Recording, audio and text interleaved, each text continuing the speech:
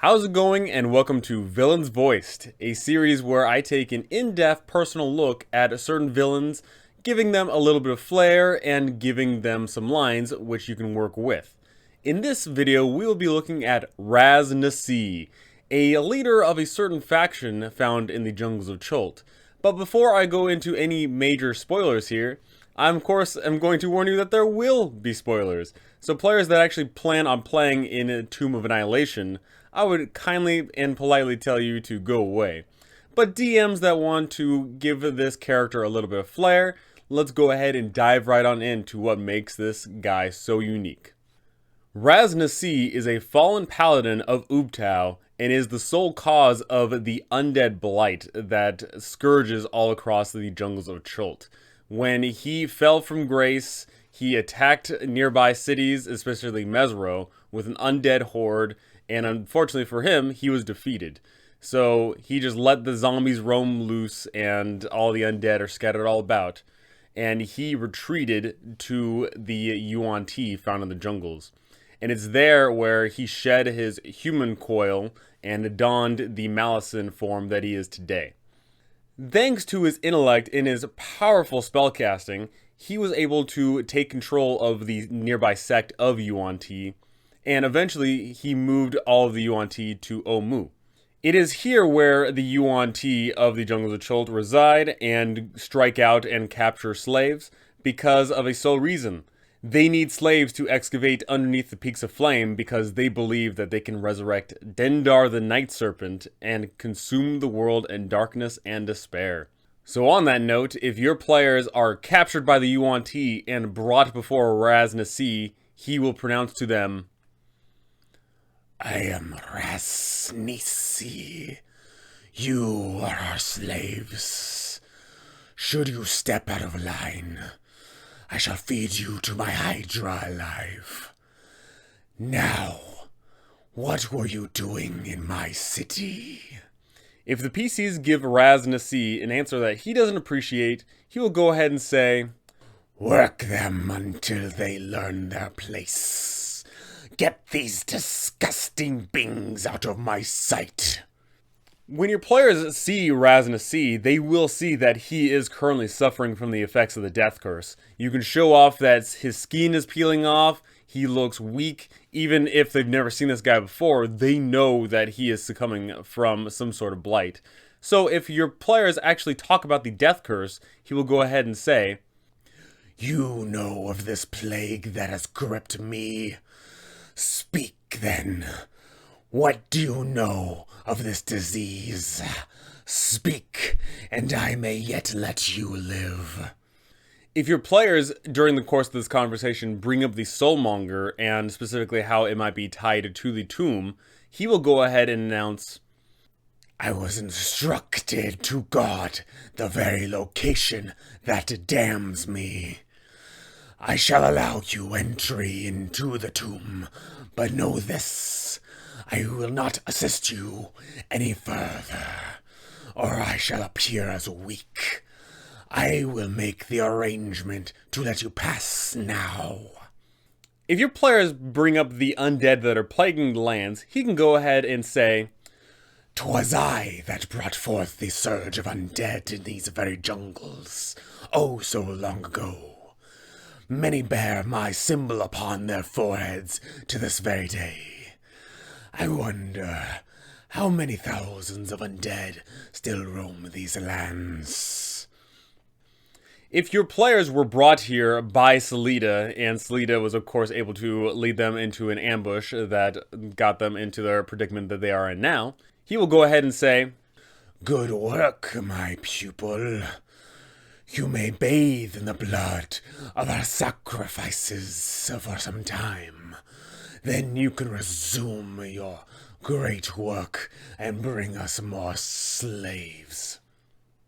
If either your PCs or another Yuan-Ti are caught red-handed by Ras Nsi in doing something nefarious, Ras Nsi will order their execution and say, "My champion, Sekolek, will smite you down and leave a little for my beast to devour."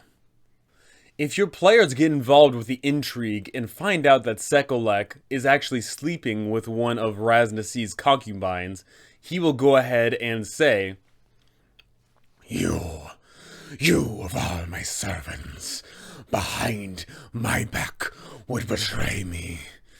Death will be a reward after I am done with you. I shall rip your scales out and peel the flesh from the bone. If your players rush through the Fane of the Night Serpent, getting into daring combat, Ras Nsi can appear before them and expout, You must have me mistaken for someone who possesses no power. Surely it will be your last mistake. My magic is beyond your capabilities, and my sword shall burn you to the very core. Any who kill the interlopers shall be rewarded greatly. Now, kill them all! Your blood will be siphoned from your pathetic corpses. Getting out alive was never an option for you. After he cast a quick counterspell in the midst of combat, Your feeble magic is for naught here. He can polymorph someone and transform them into a rat, and at that point he will say, Truly a more suitable form for your wretched self. If your players are able to catch up with him, he will go ahead and shout out, Ssilum! Now your worthless blows will mean nothing. And at that point, a whole bunch of shields will animate and start floating around him, giving him some protection. If your players are able to damage him enough, then he will go ahead and be forced to surrender. I concede. Stop these hostilities, and I shall share with you a wealth of information and gold. I am to die of this wretched curse soon enough, but perhaps you could help me. Acererak slew the 9 gods of Omu before enslaving the inhabitants into building the tomb. Not a single one escaped from that place. Acererak promised to help me find the gate which has sealed Dendar the Night Serpent. Once unleashed, he will consume the world. If your players decide to put down this evil being and ensure that he causes no more death and destruction, in his death throes he will announce, Dendar, consume you all. And that's it. Just a couple of lines to get us into the mindset of Ras Nsi. He is not entirely without reason. He knows for a fact that he is dying, and of course he doesn't want to die. He wants to live. And to that degree, if your players make a compelling argument that if they go into the Tomb of the 9 Gods, he will go ahead and let them go in there. Because why wouldn't he? That being said, though, he's not going to actively help them, because if he does actively help pathetic humanoids, then he is going to appear weak in front of the rest of the Yuan-Ti, and people are going to try and usurp him. This guy is incredibly intelligent, very charismatic, and use that to your advantage. This guy is a good talker. He is able to interact with all the Yuan-Ti. He's able to talk down to all of the PCs and all the rest of the humanoids that come across in his lair.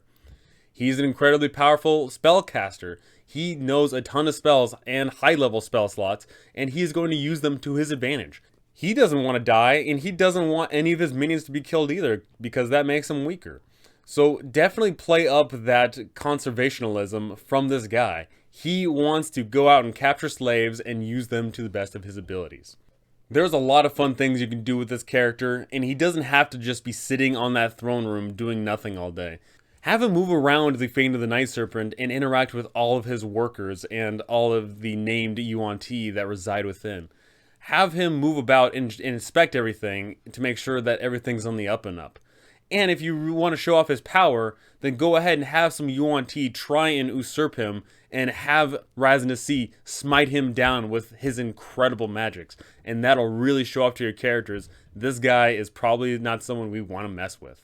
Possibilities are endless with this character, and you can totally play up so many different aspects in regards of how old he is and the things that he's seen, the fact that he's in control of all these Yuan-Ti. He used to be a paladin of Obteo. He, in fact, is a powerful wizard. He's dying. You know, there's just so many aspects to this character, so really give him the detail that is allotted in this book. But that is going to do it for me for this episode. Thank you all for watching. Tell me how you plan on using Ras Nsi, or have you already used him? Because I want to know these things. I want to reflect, because I'm constantly running this module again and again, and I definitely want to take some awesome tidbits from all of you guys. But that's going to do it for me. Thank you all for watching, and have a good time.